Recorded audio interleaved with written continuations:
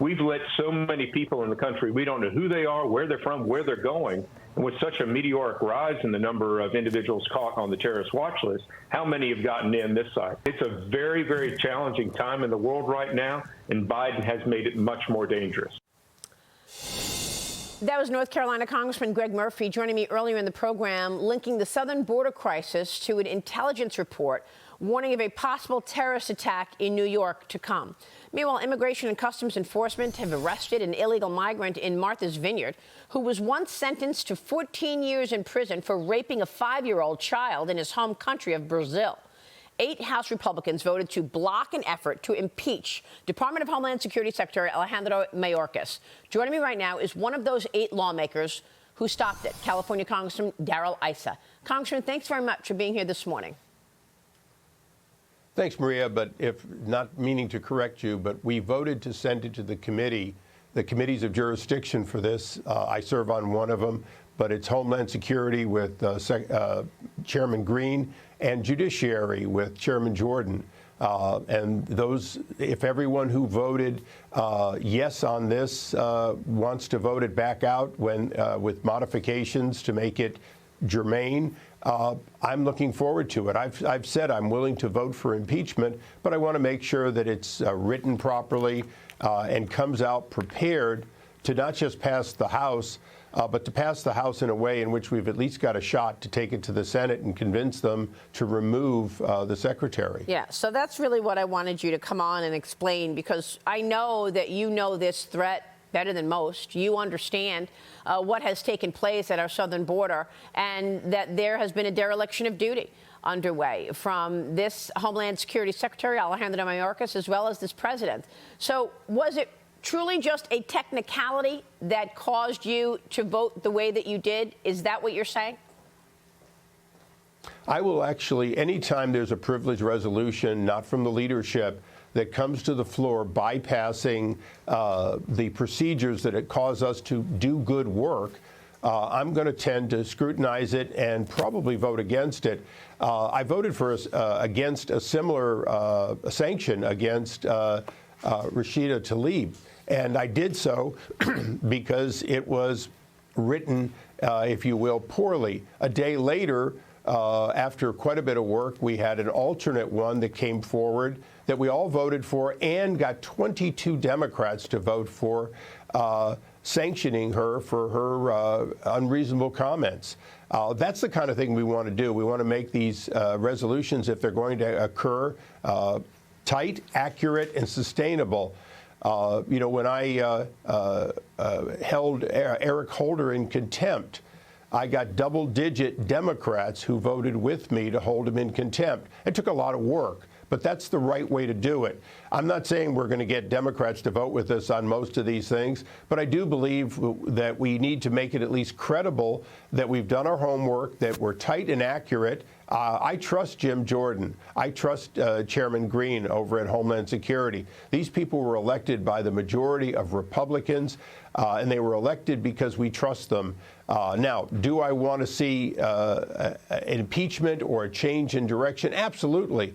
I think it is tantamount to treason that we're allowing people to come into this country, including terrorists and people on the watch list, that we've created a situation in which there's chaos throughout the country. And by the way, you heard it earlier when you played it. The person most responsible is the President of the United States, somebody who I also believe is guilty of bribery. Mm-hmm. Well, Marjorie Taylor Greene brought this motion to the floor. She says she's going to go back and make changes and bring it back again. Are you saying that unless it comes from the chairman of the committee, you're still not going to agree to vote that way?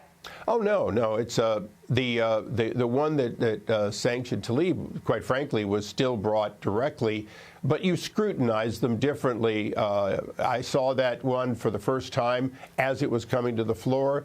I felt that it wasn't tight. It didn't allege impeachable offenses.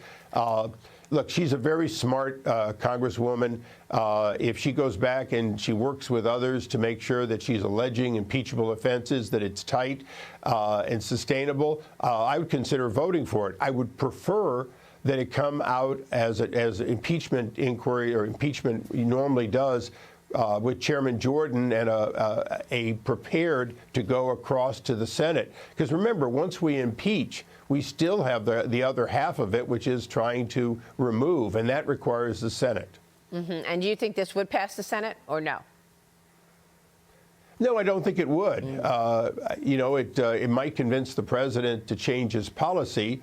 It certainly, if we have if you will, a somewhat more protracted trial, not a quick vote on the floor, but right, a series of the things that you normally see in impeachment, it might convince the American people how wrong this president is in a greater amount, in an amount that could cause him to change his policies, or in the alternative, get the American people to realize we need to change this president. It's absolutely a mystery as to why this president does not put America first and has such a soft response to our adversaries. House Judiciary Committee Chairman Jim Jordan sent a subpoena to Hunter Biden prosecutor Leslie Wolf, ordering her for an appearance on December 7th.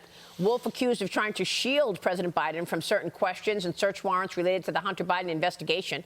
Oversight Committee Chairman James Comer joined me earlier in the program to discuss that subpoena. Here's what he said. Watch. Leslie Wolf, it seems, is where all roads lead to when you look at the cover-up, when the IRS was told to stand down, when the Department of Justice was told to stand down, and when the FBI was told to stand down. One person's name continues to emerge in all of these cover-ups, and that's Leslie Wolf. So from the wide open border to the botched Afghanistan withdrawal to, all of this soft response to China, despite massive aggression coming from communist China, we're all wondering whether or not this president is compromised and what exactly Beijing has on this president. What do you believe this is where is this going? I think we're heading toward an impeachment with bribery as one of the charges. Now, I haven't nailed it all down. That's Chairman Comer's primary job, is to finish nailing it down. But I've talked to him, and of course, Jim Jordan and I talk regularly.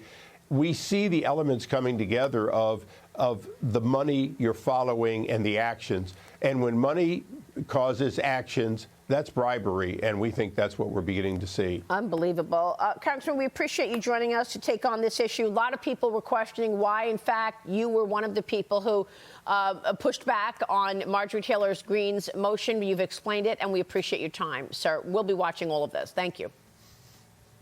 Thank you. Congressman Darrell Issa joining us this morning. We'll be right back.